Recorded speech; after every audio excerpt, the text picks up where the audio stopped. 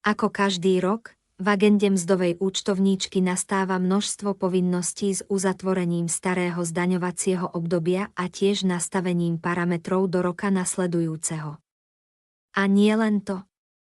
Mzdová účtovníčka v mene zamestnávateľa vykonáva na prelome rokov tieto hlavné činnosti. Po prvé, uzatvára zdaňovacie obdobie končiaceho kalendárneho roka, po druhé, kontroluje, tlačí, zakladá a archivuje mzdové listy zamestnancov, po tretie, kontroluje zostatky nevyčerpanej dovolenky a pripravuje prenos do nasledujúceho roka, po štvrté, uzatvára evidenciu dohôd vykonávaných mimo pracovný pomer, po piate, vykonáva a eviduje zmeny v súvislosti so zmenou zdravotnej poisťovne zamestnancov.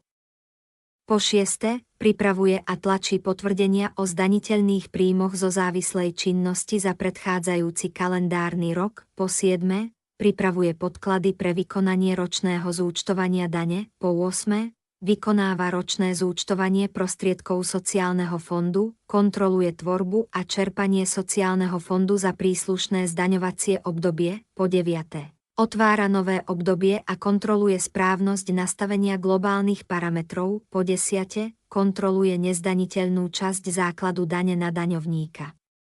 Po 11. Kontroluje dôchodcov, ktorí k 1. januáru zdaňovacieho obdobia sú poberateľmi starobného alebo výsluhového dôchodku, po 12.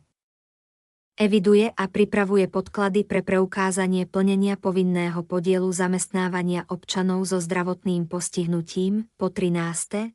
Nastavuje a generuje kalendáre pre nové zdaňovacie obdobie pre všetkých zamestnancov v dochádzkovom systéme, prípadne v personálnom a mzdovom programe, po 14. Kontroluje a eviduje zmeny vo vyhláseniach k zdaňovaniu príjmov zo závislej činnosti, napríklad zmeny v poberaní daňového bonusu na dieťa, po 15. Archivuje celú personálnu a mzdovú agendu v zmysle registratúrneho plánu.